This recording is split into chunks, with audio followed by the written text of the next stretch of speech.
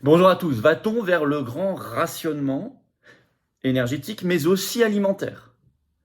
Ce qu'on pourrait appeler le grand décrochage, le grand effondrement énergétique et alimentaire. Il y a du nouveau très concret.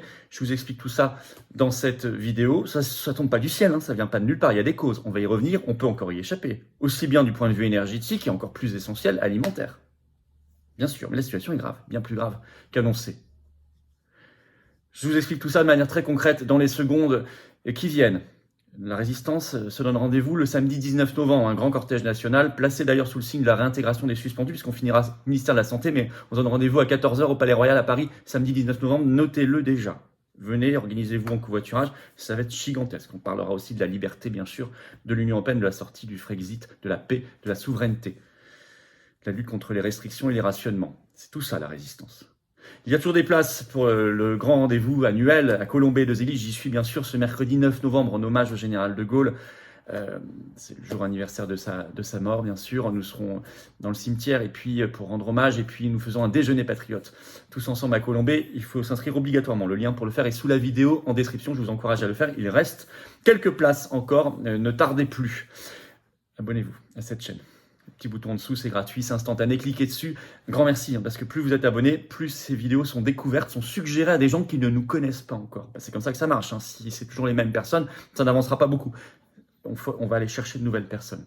En s'abonnant, c'est fait. Merci infiniment à ceux qui l'ont fait récemment et à ceux, je sais, qui vont le faire dans les secondes qui viennent. Voilà, ça embrasse tout. Ça couronne tout l'engagement. C'est la carte orange d'adhérent aux Patriotes. Adhérer ou réadhérer, je vous demande de le faire. Réadhérer si vous avez adhéré il y a plus d'1 an, si vous êtes arrivé à échéance. Vous faites un don de soutien si vous pouvez. Tout ça, c'est défiscalisé aux 2/3 pour vous, quel que soit le montant. Adhérer ou réadhérer en France métropolitaine, d'outre-mer ou à l'étranger, on est très représenté, c'est être en relation avec des gens qui pensent comme vous immédiatement. C'est plein de choses très concrètes. Et c'est se battre pour la liberté et la souveraineté de notre peuple, le patriotisme, l'humanité, la dignité et les générations qui viennent. Restez pas seuls, ensemble on y arrivera. Ensemble, on y arrivera face à l'oligarchie. Le lien pour adhérer ou réadhérer, c'est le même. C'est le premier sous la vidéo en description. Il est également en commentaire épinglé dans les dernières secondes de cette vidéo en cliquant là ou là sur votre écran. Sous la vidéo en description, vous trouverez un deuxième lien pour faire un don, cette fois de soutien aux patriotes. C'est vital, je vous l'ai dit, on doit financer, on n'a pas 1 euro de financement public. Les dons supérieurs à 500 €, nous, on rajoute des choses. Vous allez voir sur le site des Patriotes, mais dans tous les cas, c'est défiscalisé aux 2/3 pour vous. Quel que soit le montant, c'est utile, c'est vital.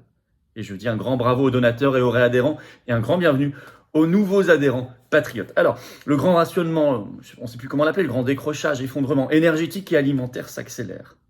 On va regarder les faits, ils sont très précis, ils sont très récents, ils sont très concrets. Mais bien sûr, ça ne tombe pas du ciel, on va expliquer qu'on peut y échapper. Et comment?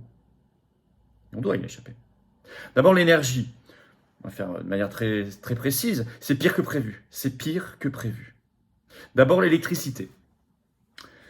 Vous avez un article de l'Indépendant du 5 novembre, le titre « Vers une pénurie d'électricité cet hiver ». Il n'y a pas de point d'interrogation, c'est une affirmation. 2 points, la situation s'aggrave pour EDF, le redémarrage de 2 nouveaux réacteurs nucléaires retardés, 2 nouveaux. Et en plus, l'Indépendant précise, je cite, « Il s'agit des réacteurs parmi les plus puissants du parc français ». Tout ça a été annoncé officiellement par EDF ce 4 novembre. EDF a ainsi annoncé, je cite, « revoir à la baisse ses prévisions de production d'électricité d'origine nucléaire en 2022 en France ».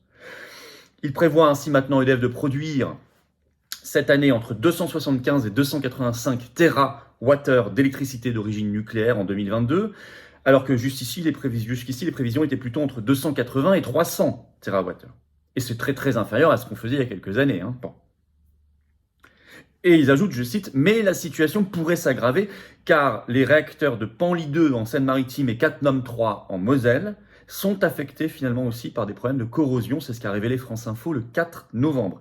Ils devaient redémarrer normalement respectivement les 23 novembre et 11 décembre prochains. Et EDF annonce maintenant plutôt le 29 janvier 2023 pour le premier et le 26 février 2023 pour le second, pour l'instant. Et il n'y a toujours qu'environ une trentaine de réacteurs nucléaires français sur 56 en état de fonctionnement. Ça n'avance pas. Mais ça s'aggrave aussi en matière d'énergie pour le gaz. Alors évidemment, l'approvisionnement du gaz en France a été affecté par quelque chose.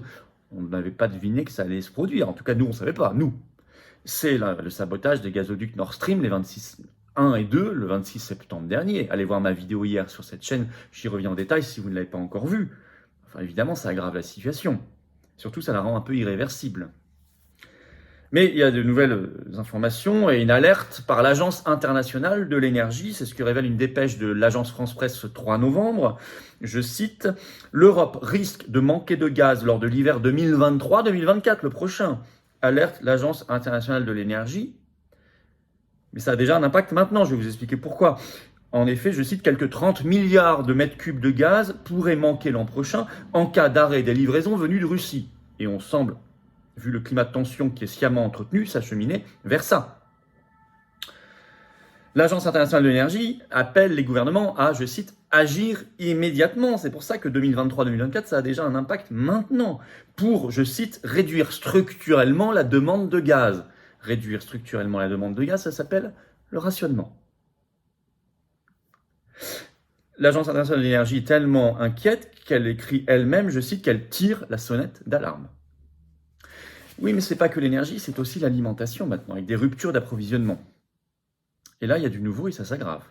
Et ça, c'est quand même gravissime. Alors, on a alerté depuis longtemps sur le rationnement alimentaire. Macron avait fait des déclarations très étranges sur ce sujet-là il y a plusieurs mois. J'en avais parlé sur cette vidéo, notamment dans des directs du vendredi soir.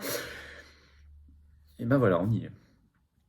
Article de BFM Business ce 4 novembre, je cite, « Grande distribution, les ruptures se multiplient dans les rayons des supermarchés. » Je cite toujours, « Les rayons des boissons, des produits frais et de l'épicerie sont les plus affectés par ces ruptures. » Mais il y en a partout.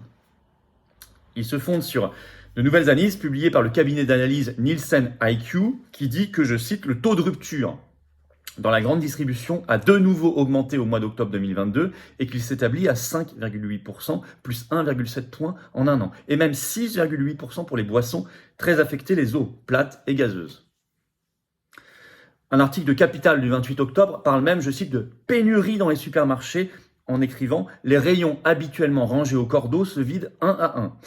Et des professionnels du secteur, eux, vont même beaucoup plus loin. Par exemple, c'est le cas de Dominique Schelcher, qui est PDG d'une enseigne de grande distribution Système U, qui était interviewé dans le journal du dimanche ce 23 octobre, et qui, lui, estime que le taux de rupture, il n'est pas de 5,8%, il est, selon lui, entre 10 à 12%, le double. Et qu'il dit, auparavant, il était à 2%, donc x5, x6. Je cite, il dit lui-même, c'est très préoccupant pour lui. Il ajoute, nous n'avons jamais connu ça, en tout cas, depuis plus de 50 ans. Il ajoute, c'est bien plus grave que pendant la pandémie, tout peut basculer très vite. Mais oui, parce que les chaînes logistiques, vous savez, c'est très fragile. Il ne faut pas arriver à 100% de rupture pour qu'il n'y ait plus rien. C'est bien avant. Il peut y avoir un petit effet en chaîne qui devient un grand effet à la fin. Vous connaissez le fonctionnement des chaînes logistiques. Si vous ne connaissez pas, sachez que c'est très sensible. C'est pour ça qu'il dit tout peut basculer très vite. Alors, en cause, il dit notamment, il y a la flambée, bien sûr, des prix de l'énergie, mais il met aussi ça sur la pandémie de Covid-19, la guerre en Ukraine. Oui, mais pour moi, c'est pas ça la cause. C'est notre réaction à cela, évidemment. Quand on a désorganisé complètement l'économie, fait des confinements, etc., lors du Covid, évidemment, ça désorganise tout. Mais c'est pas le Covid en lui-même, c'est la réaction stupide, folle, criminelle. Pareil pour la guerre d'Ukraine ou l'énergie, les sanctions anti-russes qui font flamber le prix. Le fait qu'on n'ait pas investi dans le service public national de l'énergie, notamment l'électricité nucléaire, depuis des années, qu'on ait laissé l'Union européenne tout détruire, y compris maintenant réclamer la privatisation de nos barrages hydroélectriques. C'est pas tombé du ciel. Donc, en conclusion, pour agir, il faut agir sur toutes ces causes. Notamment, ce qu'on peut faire immédiatement, c'est stopper les sanctions anti-russes, qui sont évidemment contre nous. Stopper cette escalade de la guerre. Ça, c'est la première chose à faire qui aura un impact immédiat contre les rationnements, contre les pénuries d'énergie et alimentaire. Ça rétablira la situation en grande partie.